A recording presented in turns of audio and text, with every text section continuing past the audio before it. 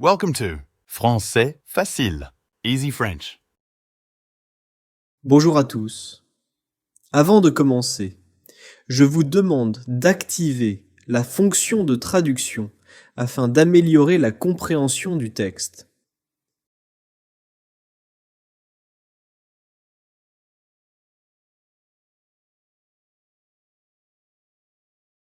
Vie tranquille de chauffeur de bus. Je m'appelle Samir. J'ai 50 ans. Je suis marié depuis 25 ans avec Leïla. Nous habitons dans un petit appartement, dans une ville tranquille. Je suis chauffeur de bus depuis longtemps. Chaque jour, je commence tôt, mais j'aime mon travail. Et j'aime encore plus retrouver ma femme le soir. Ce matin, mon réveil a sonné à 4h45. Leïla dormait encore. Je me suis levé doucement pour ne pas la réveiller. J'ai pris une douche rapide, puis je suis allé dans la cuisine. J'ai préparé du café, comme toujours. J'en ai versé une tasse pour moi, et j'ai laissé la cafetière chaude pour elle. Elle aime prendre son café vers 6h, quand elle se lève. J'ai mangé une tartine avec un peu de miel, puis j'ai mis ma veste et mes chaussures. Avant de sortir, je suis retourné dans la chambre. J'ai embrassé doucement Leïla sur le front. Elle a ouvert les yeux et m'a souri. Elle m'a dit « Bonne journée, mon amour ». J'ai répondu « À ce soir ». Je suis sorti dans le calme du matin. Il faisait encore nuit. Je marche chaque jour 10 minutes pour aller au dépôt. J'aime ce moment. Je pense à ma journée, au trajet, aux passagers. Au dépôt, j'ai salué mes collègues, puis j'ai pris les clés de mon bus. Aujourd'hui, je conduis le numéro 73, une ligne que je connais très bien. Avant de partir, je fais le tour du bus. Je vérifie les pneus, les phares, les portes. Tout est en ordre. Je monte, je m'installe, je démarre. Il est 6h. Je commence ma première course. Au début, il y a peu de monde. Une dame âgée monte la première. Elle me dit bonjour avec un sourire. Ensuite, 2 étudiants montent. Ils ont l'air fatigués. La ville est encore tranquille. Le ciel commence à s'éclaircir. C'est un moment que j'aime beaucoup. Peu à peu, le bus se remplit. Les gens vont au travail, à l'école, au marché. Certains lisent. D'autres regardent par la fenêtre. Vers 9h, j'ai une petite pause. Je m'arrête au terminus, je descends du bus, je m'étire un peu. Je bois un autre café, puis j'envoie un message à Leïla. Elle me répond tout de suite « Tout va bien. Je prépare le déjeuner. » Ça me fait plaisir. J'aime ces petits messages simples. Ensuite, je repars. Je fais encore 2 allers-retours. À midi, je rentre au dépôt. J'ai une longue pause. Je rentre à la maison pour déjeuner avec ma femme. Elle m'attend avec un bon plat chaud. Aujourd'hui, elle a préparé du riz aux légumes. C'est simple, mais délicieux. Nous mangeons en parlant de notre matinée. Elle me raconte ce qu'elle a fait. Elle lit beaucoup et s'occupe bien de la maison. Après le café, je me repose 10 minutes sur le canapé. Puis je repars. Je l'embrasse avant de sortir. Elle me dit toujours « Conduis bien ». Je lui réponds « Ne t'inquiète pas ». L'après-midi, la circulation est plus difficile. Il y a plus de voitures. Je reste calme. Les gens montent et descendent du bus. Certains disent bonjour, d'autres non. Certains sourient, d'autres sont pressés. Moi, je reste poli. Je garde le sourire. Vers 16 heures, les adolescents montent. Ils parlent fort, ils rient. Parfois, ils oublient de valider leur ticket. À 18 heures, c'est l'heure de pointe. Le bus est plein. Tout le monde rentre chez soi. Il y a un peu de tension dans l'air. Mais moi, je pense à ma femme, à notre dîner, à notre soirée tranquille. Ça m'aide à rester calme.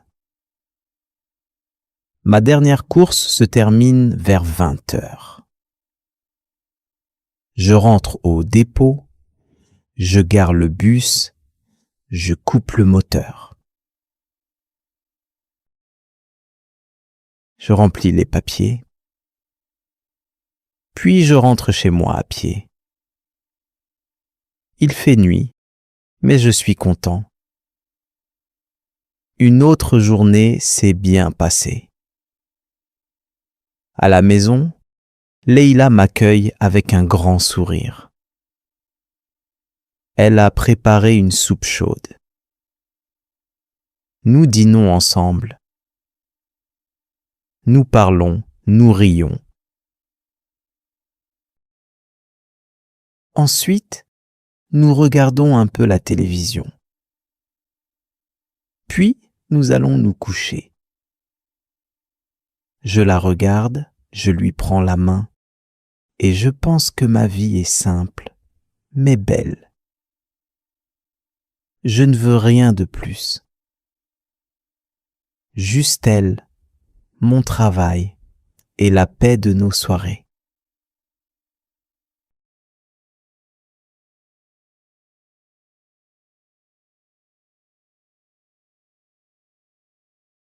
Une journée comme les autres.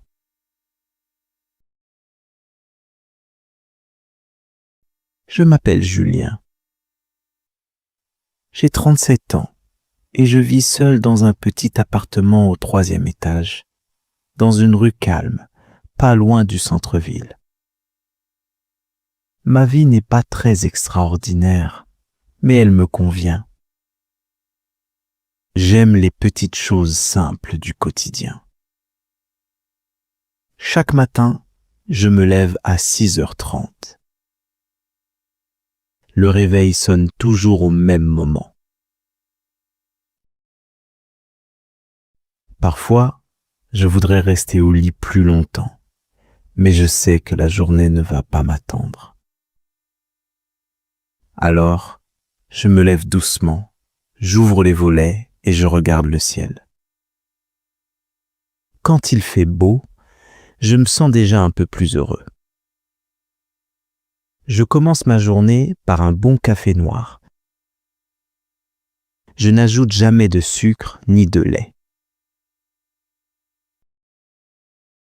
Pendant que l'eau chauffe, je coupe 2 tranches de pain et je les fais griller.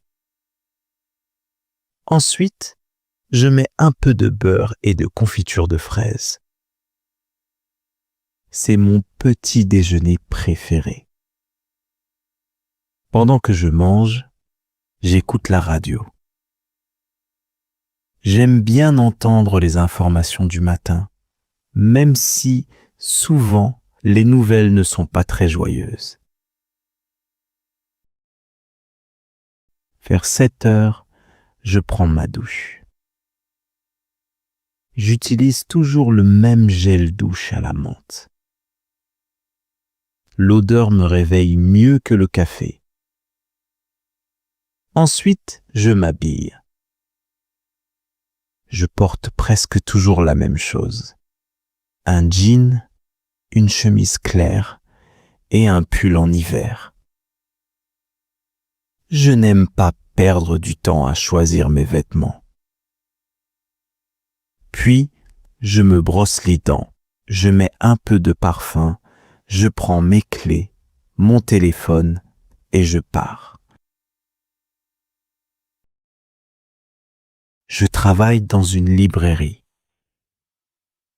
Ce n'est pas très loin de chez moi, alors je marche. J'aime ce moment. Il ne dure que 15 minutes, mais c'est un moment à moi. Je regarde les gens, les vitrines, les arbres. Parfois, je m'arrête pour acheter une pomme ou un croissant. Quand j'arrive à la librairie, je dis bonjour à mes collègues. Nous sommes 3 à travailler ici. Il y a Marie, qui s'occupe des commandes, et Thomas, qui aime parler avec les clients. Moi, je range les livres, je conseille les gens, je réponds au téléphone. C'est un travail calme, mais j'aime être entouré de livres. Ils me tiennent compagnie. À midi, je mange une salade ou un sandwich. Parfois, je vais au parc avec mon repas. Je m'assieds sur un banc, je regarde les enfants jouer, j'écoute les oiseaux, je me sens tranquille. L'après-midi passe assez vite. Il y a des clients, parfois beaucoup, parfois peu. Certains cherchent un roman pour les vacances, d'autres veulent un dictionnaire ou un livre pour leurs enfants. J'essaie toujours de bien les aider. Quand ils repartent avec le sourire, je suis content. Je termine vers 18 heures. Alors, je rentre chez moi, toujours à pied. Si je ne suis pas trop fatigué, je passe par la boulangerie pour acheter du pain frais. Le boulanger me connaît bien. Il me dit souvent « un petit pain de campagne comme d'habitude » et moi, je souris. Le soir, je cuisine un peu. Rien de compliqué. Des pâtes, du riz, une soupe. Je mange en regardant la télévision ou en lisant un livre. Parfois, je téléphone à ma sœur. Elle habite loin, mais nous parlons souvent. Elle me raconte ses journées, je lui parle des miennes. Vers 22 heures, je me prépare pour aller dormir. Je me brosse les dents, je range un peu la cuisine, puis je vais dans ma chambre. J'éteins la lumière et souvent, je pense à ma journée. Elle n'a rien eu de spécial, mais elle a été bonne. Je crois que c'est ça le bonheur. Ce ne sont pas les grandes aventures ou les grands changements. C'est le calme, la régularité, les petites habitudes qu'on aime. Bien sûr, j'aimerais parfois voyager, rencontrer quelqu'un, changer de vie. Mais je sais aussi que ma vie a de la valeur comme elle est. Je me dis souvent, tant que je peux marcher, manger, lire, parler à ceux que j'aime, ma journée est réussie. Et demain, je me lèverai encore à 6h30. J'ouvrirai mes volets, je regarderai le ciel. Et je recommencerai.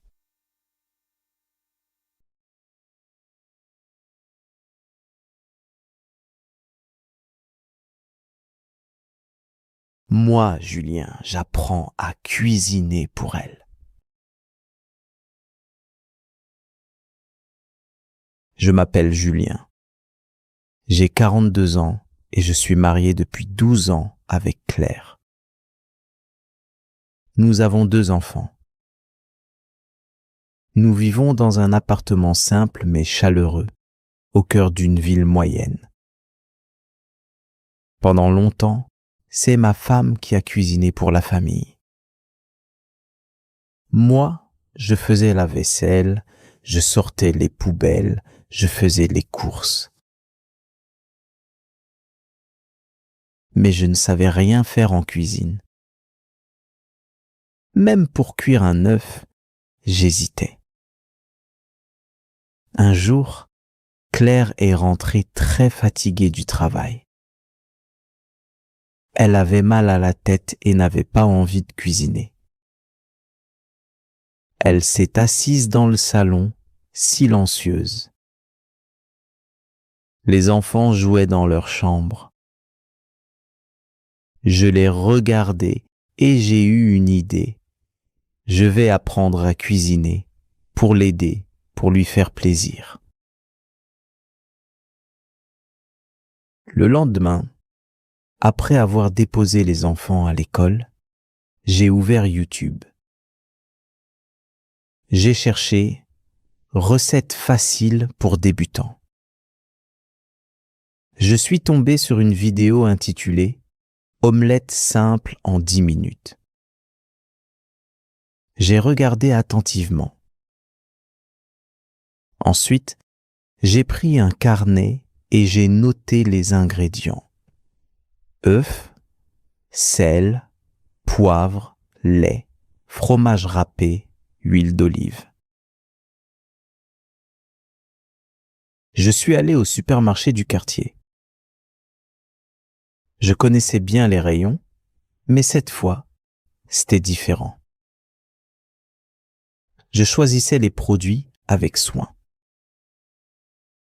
J'ai pris 6 œufs frais, un petit paquet de fromage et une bouteille d'huile.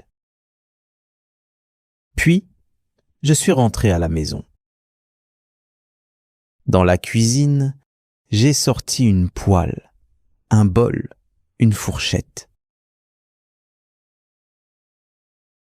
J'ai cassé les œufs, ajouté un peu de lait, une pincée de sel, un peu de poivre.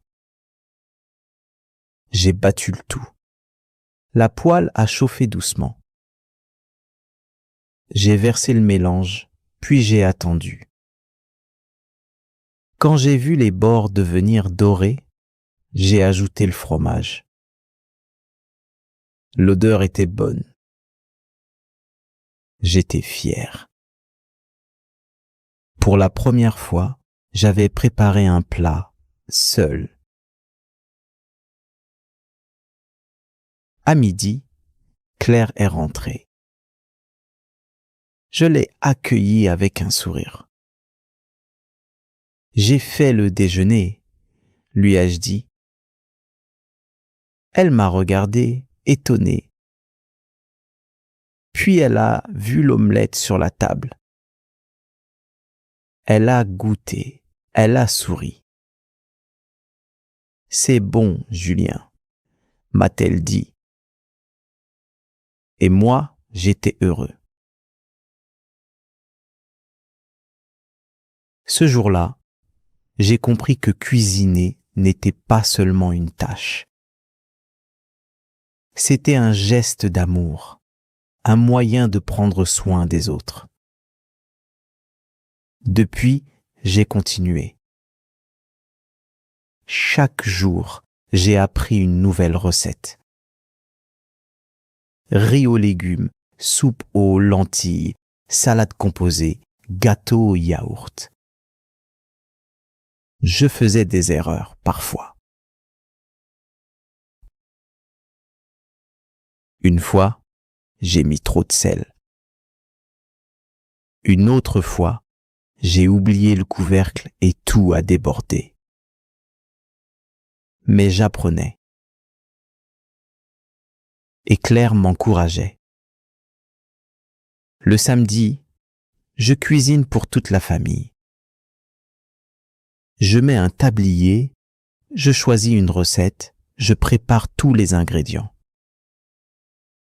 Les enfants m'aident parfois. Mon fils lave les légumes.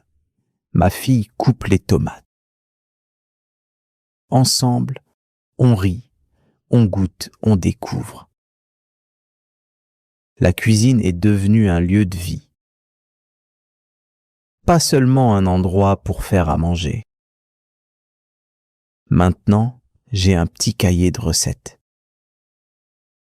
J'y note tout ce que j'apprends. J'écris les ingrédients, les étapes, les temps de cuisson. Je dessine même des assiettes, avec les couleurs et les formes. C'est mon journal de cuisine. Un soir, j'ai préparé un dîner surprise pour notre anniversaire de mariage. J'ai cuisiné un couscous aux légumes, avec de la semoule bien parfumée. J'ai décoré la table avec des bougies, j'ai mis une nappe blanche et j'ai allumé une musique douce. Quand Claire est arrivée, elle a eu les larmes aux yeux. Elle m'a regardé longtemps, puis elle a dit doucement: « Tu cuisines mieux que moi maintenant. » J'ai ri et j'ai répondu: « Jamais, mais je fais tout ça pour toi. » Et ce soir-là, je me suis senti fier.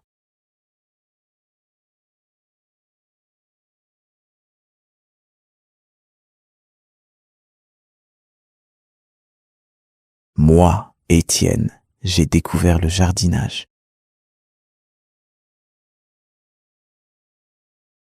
Je m'appelle Étienne, j'ai 40 ans. Je suis marié avec Sophie depuis 11 ans. Nous avons une petite maison avec un jardin. Quand nous avons acheté cette maison, je n'aimais pas vraiment le jardin. Il me semblait inutile. Je préférais rester à l'intérieur, lire, écouter de la musique ou regarder un film.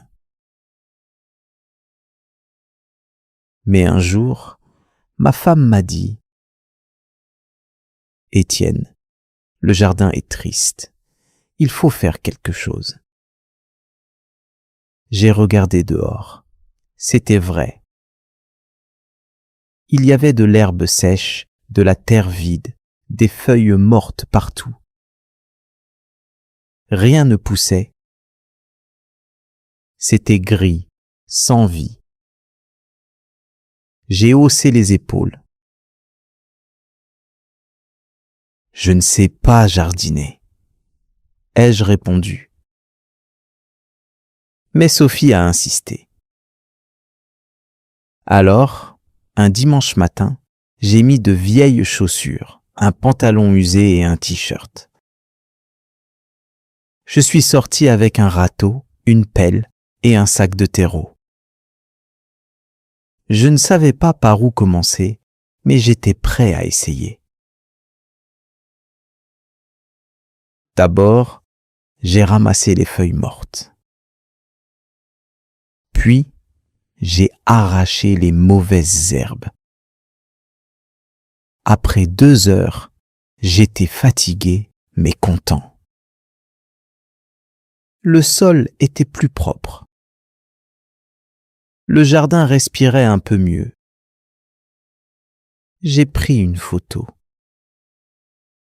Et pour la première fois, j'ai ressenti quelque chose de nouveau, de la satisfaction.